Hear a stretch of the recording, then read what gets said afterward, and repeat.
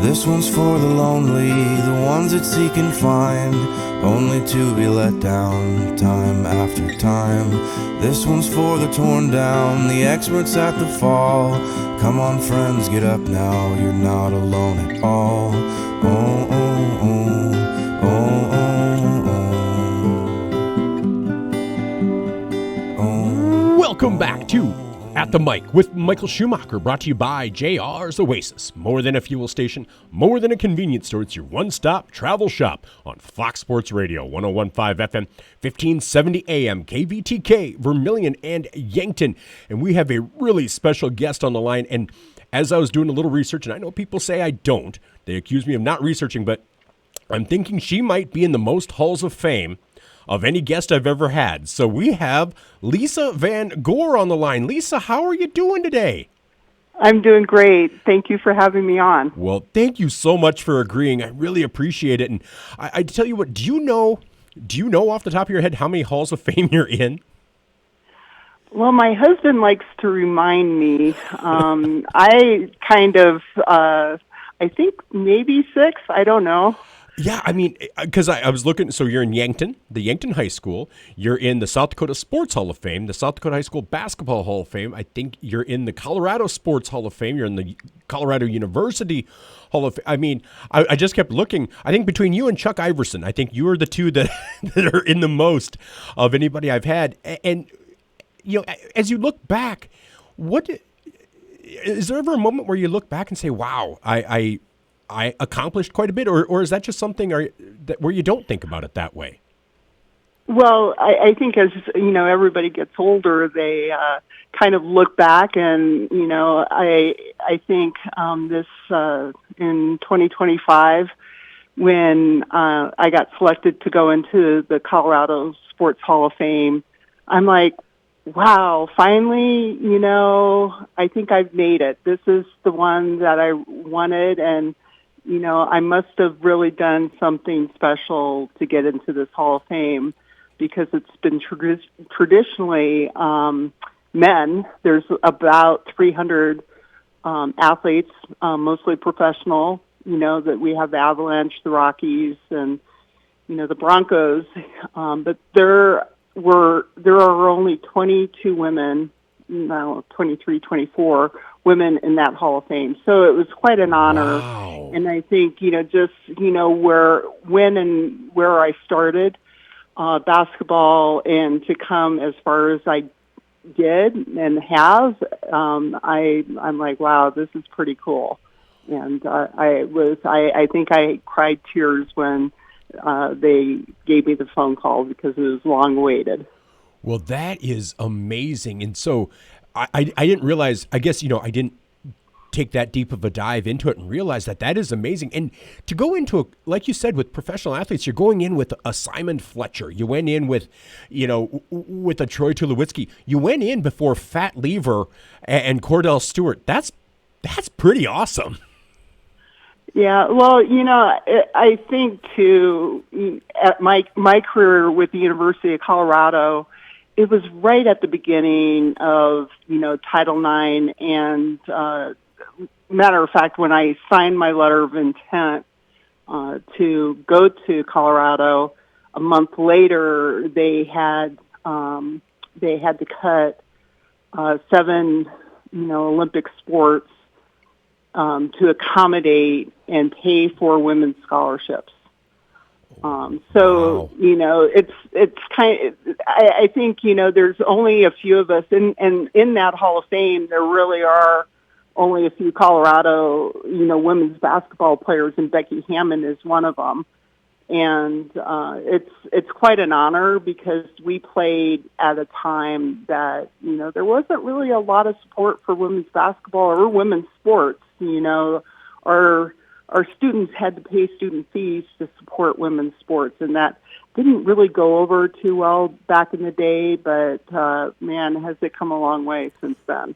Well, it really has, and there's so much about that I want to unpack because of the timing when you were in, and so I want to get to all that. But I realized I totally stepped over you introducing yourself, so so you can talk about you and your family and your background a little bit. But I definitely want to put a pin in that because Title IX was something I wanted to start off with. But let's hear from you first about you. As you introduced me, I'm Lisa Van Gore. I grew up in Yankton and played part of 3 state championships for the Gazelles back in the late 70s. I am 6 out of 7 kids. I was really kind of the first athlete, I would say, of the family that took it beyond high school as far as basketball. And I attended the University of Colorado, and then afterwards I went overseas and played professionally. We didn't have, a professional league in the United States back in the day when I, finished my college eligibility. So I played 5 years in Spain, a year in Italy, and a year in France before coming back in the early 90s and just started working and finally got back into athletics and worked with CU for a long time. Got married to another CU buff. He played basketball for the legendary Sox Walseth as well. So it's a kind of a cool little story behind that as well. Well, yeah. Well, let's start with that because Sox Walseth was a South Dakotan. So, I mean, there's that connection. So kind of go down that lane if you want. Well, so, to go back when I was recruited and then I signed at Colorado, it was like a Black Tuesday. They cut all these Olympic sports, wrestling, gymnastics, baseball, at the university because they had to comply. They had to provide funding for women's sports, or they were in serious trouble with lack of federal funding because it was Title IX was a federal I don't know what you would call it, statute or whatever. And so I actually was out of my letter of intent with Colorado, and I was talking to other schools. And Sox Walseth had been, coaching the men's team at Colorado for about 20-some-odd years. He had gotten let go, maybe this is 1980, maybe in 78, and he was still on staff. Well, when, Title IX came in and the coach who recruited me, she's like, I'm out of here. They're not going to support women's sports like they should, and I'm out of here. She left and went to Penn State. And pretty much the AIAW gave me a release from my letter of intent, and I was being recruited all over again. And the rules were so different back then for the AIAW. They wanted to kind of avoid, all the issues of, recruiting that the NCAA had, So they had very strict rules. And for me to visit a school, I had to pay my own way. My parents had to pay my own, my way to go and visit the university and the campus. And so that was kind of difficult. We didn't have tons of money, but I went through that whole process all over again. UCLA really wanted me to come sight unseen. Diane Heemstra, who was my high school teammate, and we were both the same age. She signed with Oregon, and Oregon was calling me and asking me to come. But it was one hot summer day in July.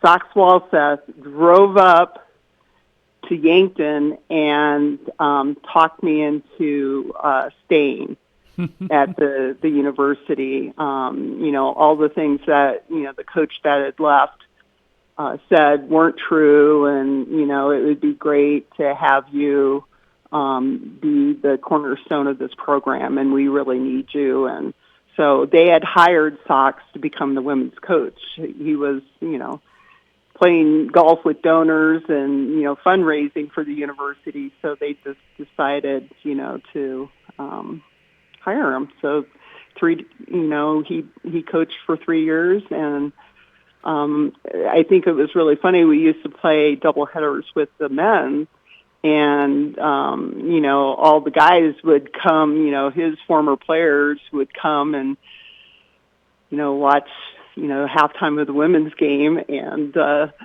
they because they couldn't believe that their coach was coaching women. I mean, come on. And so that's kind of, we didn't get together for a long time after that, but I met my future husband. He was a men's basketball player that was one of those guys that are like, Sox coaching women? No way. We got to see this for ourselves. So, that's anyway. Awesome. Well, that's so funny. Well, obviously, like you said, it's a different time. Oops, What's that? Can you still hear me? I can't. You're garbled. Oh, really? Huh. Oh, now you're back. Okay. All right. Well, we will edit that out. But all right. Okay. So, but you mentioned that this was right at the time, and obviously there was that tumult where the coach left, and there was that fear of not getting funded or supported. And you said some programs had to be cut and fees to pay for this stuff. Did you sense a resentment out there? You kind of said it didn't go over well. Did you sense a resentment to you as athletes for taking these spots? Maybe. I don't believe so. There was so much other things. Our football program hired Chuck Fairbanks to coach the football team, and it kind of reminds me of when we hired Prime, all the money that was flying out the door, I think there's a lot of other distraction, and truly I know $10 is back then was a lot of money, but most kids didn't even notice it. I don't think there was resentment. I think there was a lot of resentment that, a team like baseball, which was really big at Colorado, had to get cut to support that. So I think that's where maybe some of the resentment was, all these kids who came to Colorado to play baseball and had to go somewhere else. And so, that's part of, it was just a really kind of a weird time, in women's sports, because the NCAA didn't want, and I've studied this, I've gone to a bunch of conferences, especially on Title IX, and the NCAA really didn't want anything to do with women's sports back in the early 80s. Really didn't.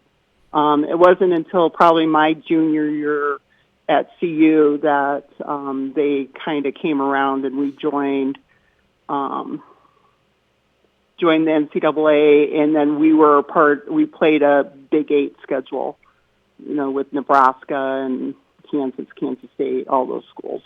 Okay. All right. Excellent. Well, and, at Colorado, we already mentioned that you played professionally, so it went pretty well, but man, when you were done, you were the all-time leading, and I know you're probably going to say, well, because it was early on, but you were the all-time leading scorer. You were the all-time leading rebounder, blocked shots.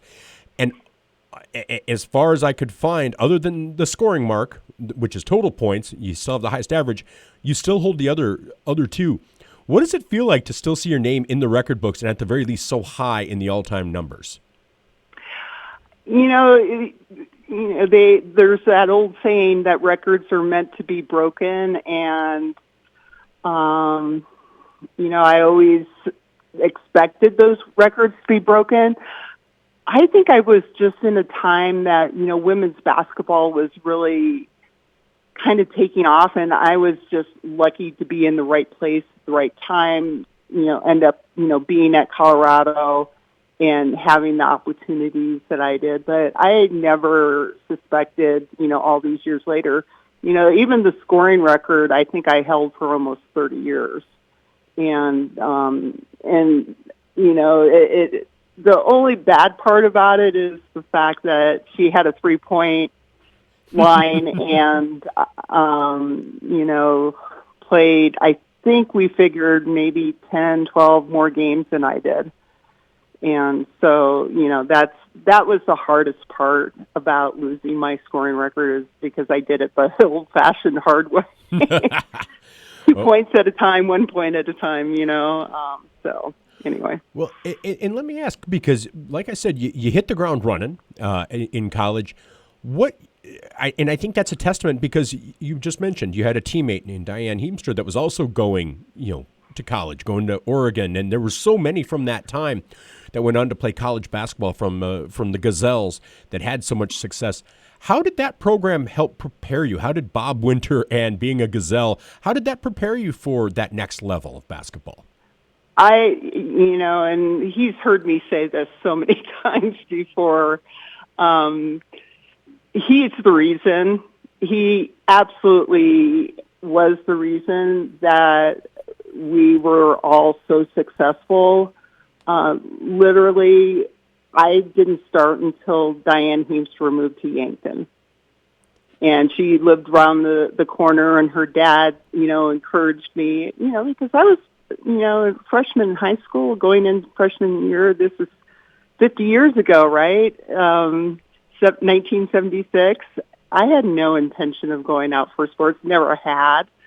But, Diane's dad kind of talked me into it. And then Bob Winter, he's like, snatched me up and said, we're going to make you a player. And let me tell you, that freshman year wasn't easy for me. I wanted to quit so many times.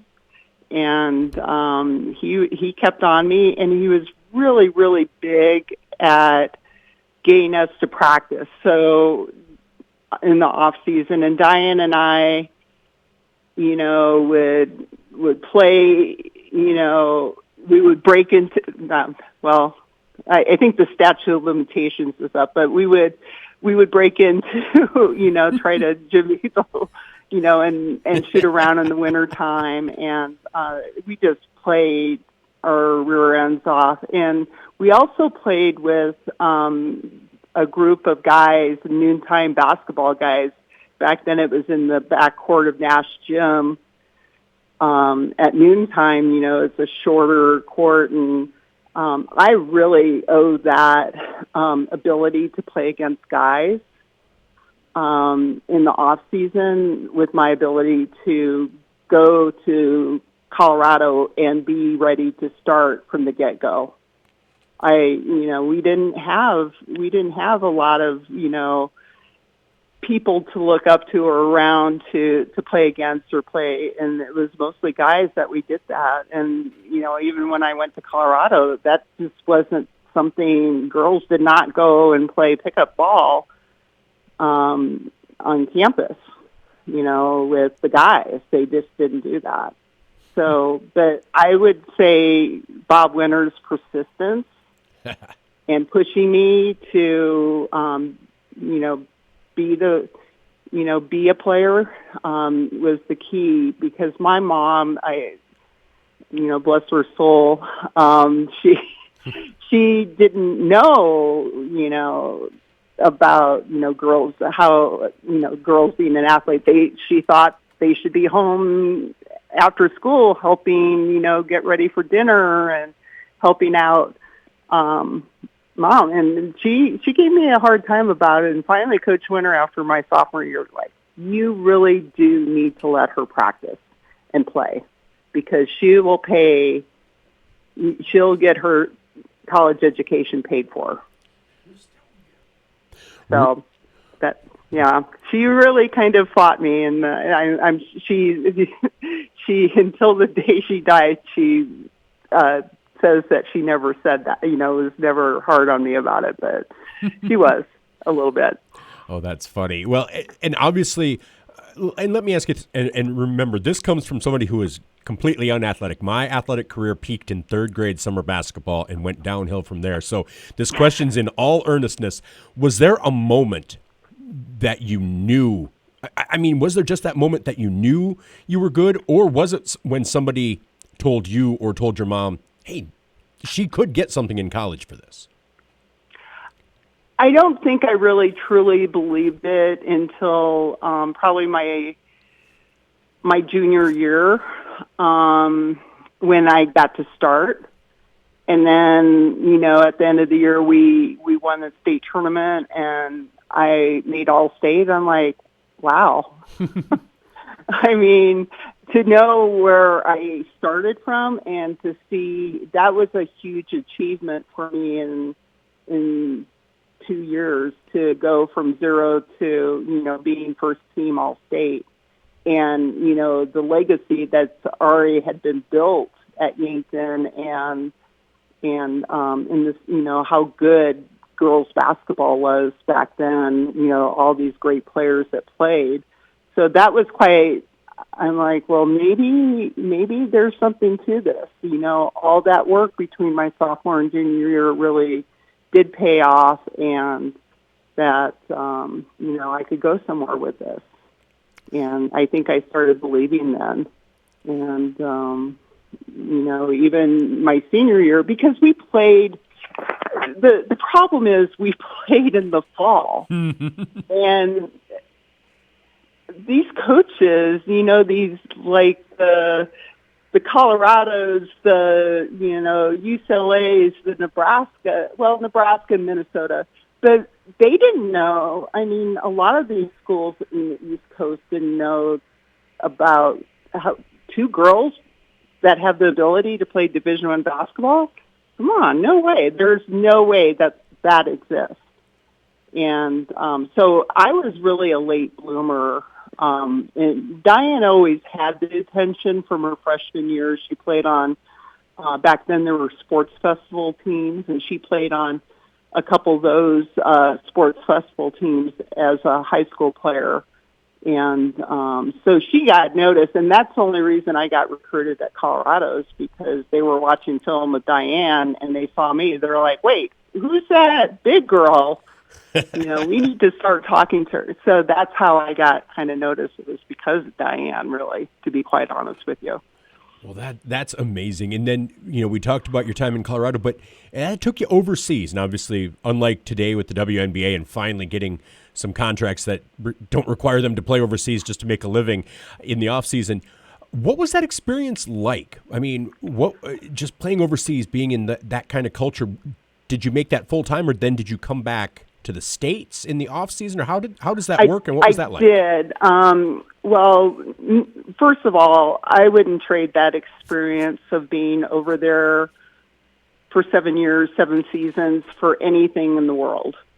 Not, I mean, how many people get to do that in their lifetime? And, even in college, when I played on a few national teams, to travel to places that, nobody else gets to go to. I mean, really, it was a truly amazing experience, and it made me grow up, because college athletics, and it's even more so now, you live in a bubble. Your life is your sport and going to school, and, there's not a whole lot of time for anything else. And for me, in college, basketball was a year-round sport, because I did travel with some teams in the summertime.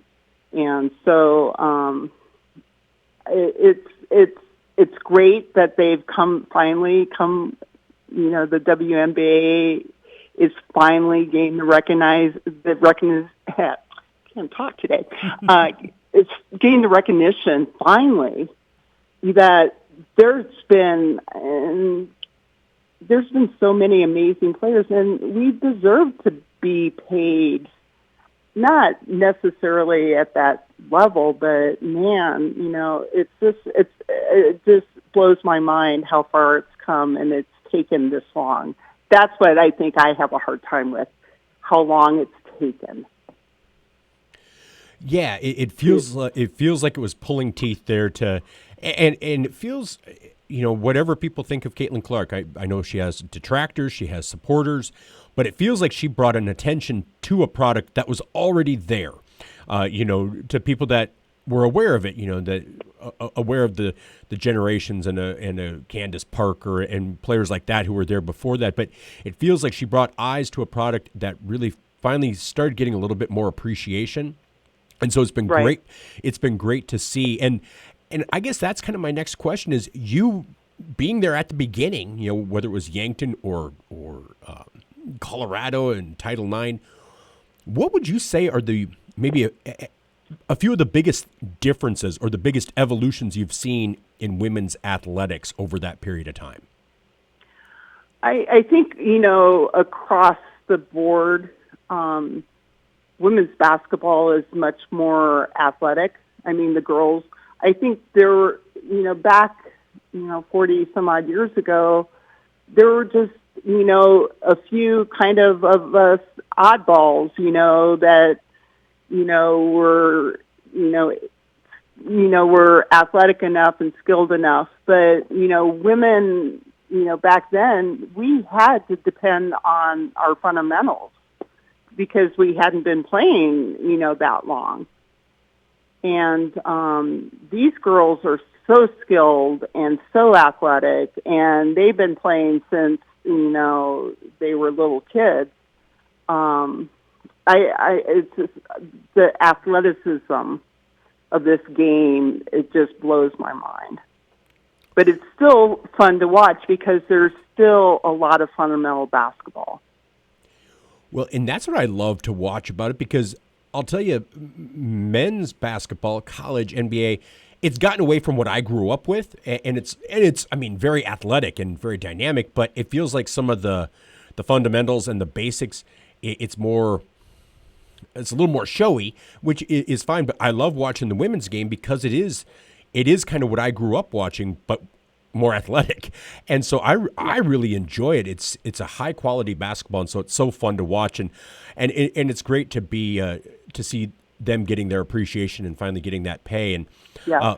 but of course, once you retired, you said you came back. Where did life take you after that? Because you're still in Colorado, and so where did life take you after that? It's I think when I made the decision to come back permanently, it was my last year, and I was in France, and things didn't go well. I had a bad back, and I'm like, it's this time. And, you have to think back to that time. I'm not saying, I didn't survive, but we didn't have cell phones. We didn't have the internet.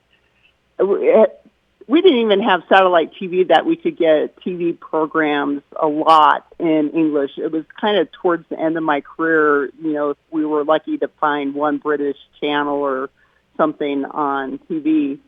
But it was, I was just ready. But then when I got here and got back to Colorado, I'm like, what now? I had graduated with a degree in biology, and if I wanted to do anything with that, I would have to go back to school. And I didn't know that I wanted to do that. I knew I always kind of wanted to be around athletics or travel. So, I worked probably for a good year just trying to figure out what the heck I'm going to do with my life. Because, when you go in and talk to somebody, your work experience is playing basketball.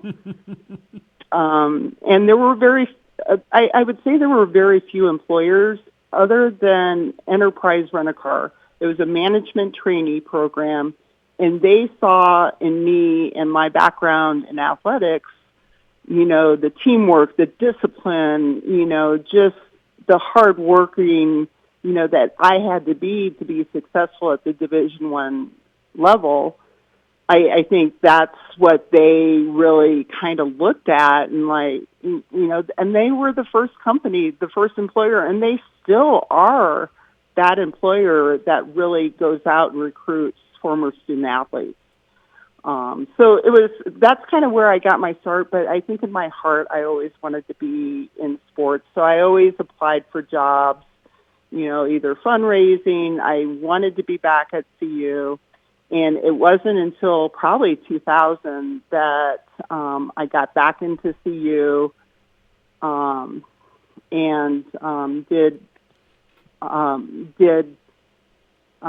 special events for the athletic department, which is something I go back and I'm like, how did I get into this? But I did that for a long time. I was around. I traveled with the football team. I traveled with, doing all the donor events and sports banquets. And so it kept me connected. I really wanted at one time to be coach, but, after being overseas for so long and traveling from team to team, I just wanted to be in one place. So I kind of went to the other side of athletics, not the coaching side, more the administrative. So that's kind of my story with how I got back to CU. I did that for 9 years, and then I think I kind of retired in about 2009, and a bunch of guys who had formed this nonprofit to help one of their teammates who had gotten sick. It was, guys that I went to school, I was at CU with. They asked me to come over and help them run the organization, Buffs for Life. And we raised money to help former athletes in need. Oh, wow.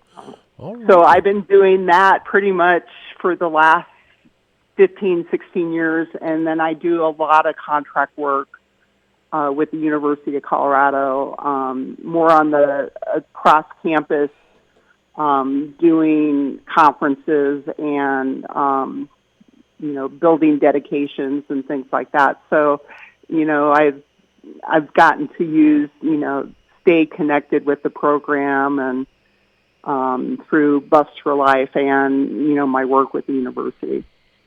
All right. Well, that is amazing. Well, it feels like it's basketball. It feels like Bob Winter being so hard on you and being persistent. If he doesn't do that, your life takes a very different path, doesn't it? I think so. I know the statistics. Back in the day when, all my siblings before me, they went to school in state. And, they went to the University of South Dakota, or, my brother went to mine. But I had, it gave me an opportunity to, get outside. And, really, I've always been kind of that free spirit that wanted to go beyond Yankton, and not that I don't appreciate and love where I grew up. I just, it just gave me an opportunity I would never have had if it wasn't for Bob Winter and the persistence and the pushing me to be a good player. Well, and I can totally understand the wanting to kind of spread your wings. My daughter grew up in Yankton and graduated, and she's in North Carolina now, so we'll see where life takes her. But it is one of those things, and was great for you. And let me ask you, when you're just kind of sitting and maybe the mind wanders a little, do you have a couple of memories from your basketball career that come to mind first and foremost?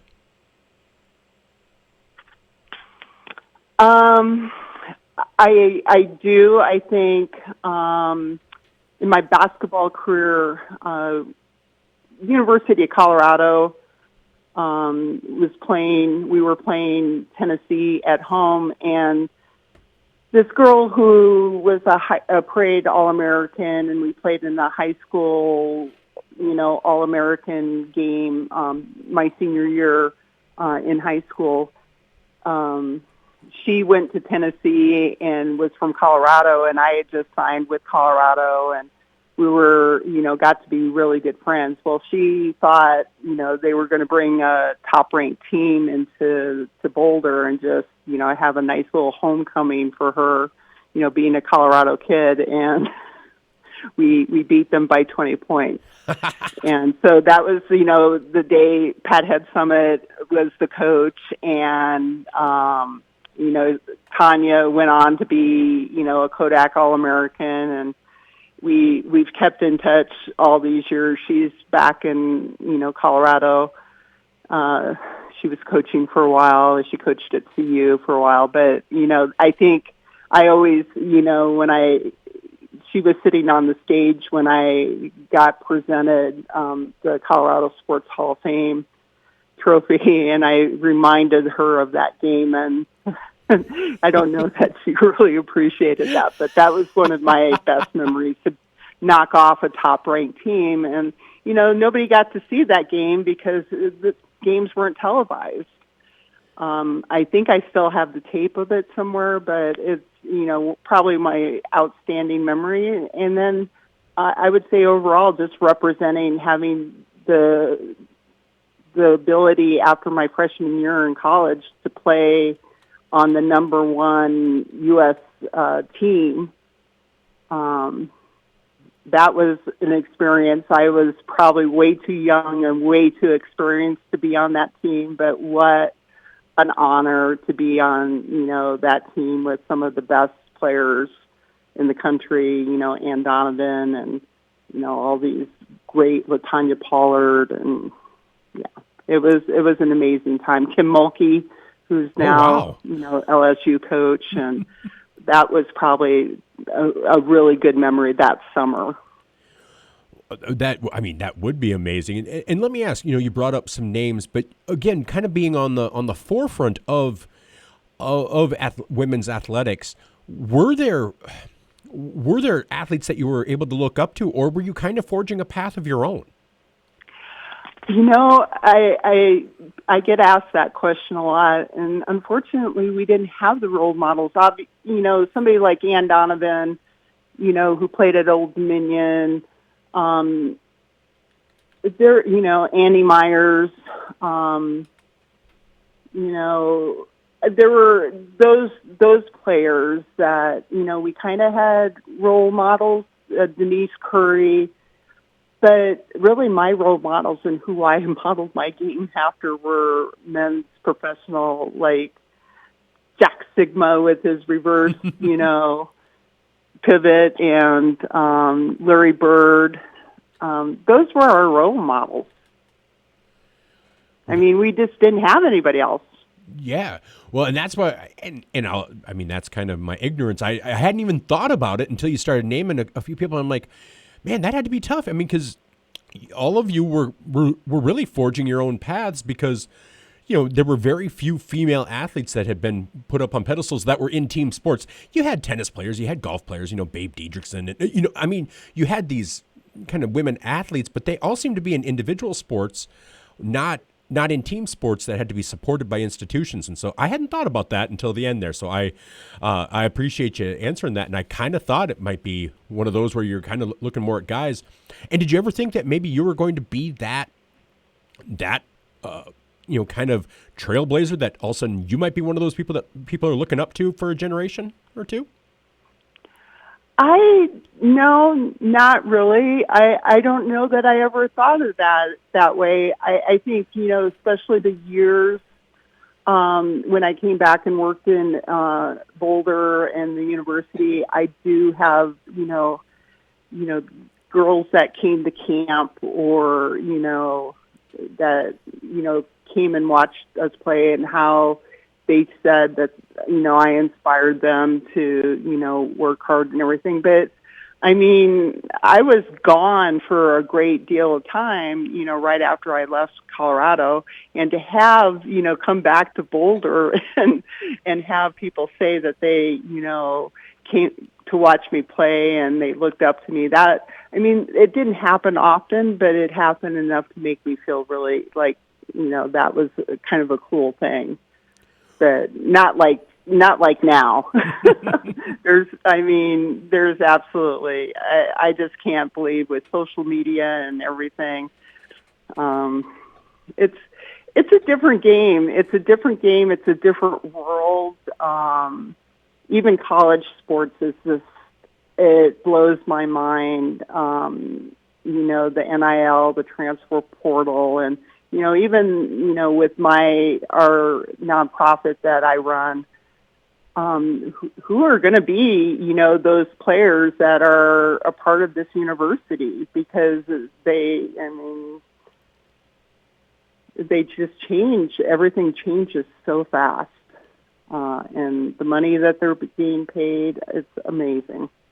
Well, it really is. And it's been an amazing 50-plus years of Title IX and seeing women's athletics advance to the way they have. And it's so fun to get a chance to talk about it.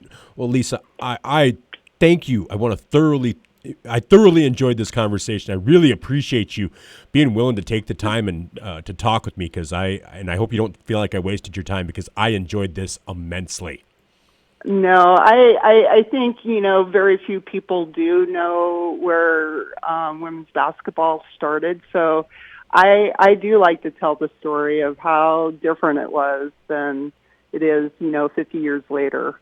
And I can't believe I'm saying, I came to Colorado 46 years ago, but it's amazing how far it's come. It really is. Well, Lisa, congratulations on all the success, and congratulations on being in the Colorado Sports Hall of Fame, because, when I started looking into that and then starting looking at the fellow inductees, that really is something special. And to be one of 22, did you say? Yes. Wow. I mean, less than 10%, more like 5%. I mean, that's amazing. And so congratulations on that. And that had to be such a tremendous honor. And so congratulations. So excited for that. And again, thank you so much for taking the time to talk with me. And I really appreciate it. And I hope you have a great rest of your day. You too. It was my pleasure. Hey, thanks so much. Have a great one. Bye-bye. That was Lisa Van Gore. And again, just so many halls of fame. Starting off with Yankton, South Dakota High School Sports Hall of Fame, South Dakota Basketball Sports Hall of Fame, South Dakota Sports Hall of Fame, Colorado University Sports Hall of Fame, Colorado Sports Hall of Fame. Just so many, and such a great career. And so glad we were able to make that work, and just a tremendous role model, honestly, and a legend, part of those Yankton Gazelles teams that were so successful early on. So glad we could get her on as part of this Yankton Gazelles, where they now. And if you're a business that would like to sponsor these kinds of conversations, you give me a call, 605-661-5858, and I'll be happy to talk with you. All right, we'll be back with more on At the Mic with Michael Schumacher, brought to you by JR's Oasis. More than a fuel station, more than a convenience store. It's your one-stop travel shop on Fox Sports Radio.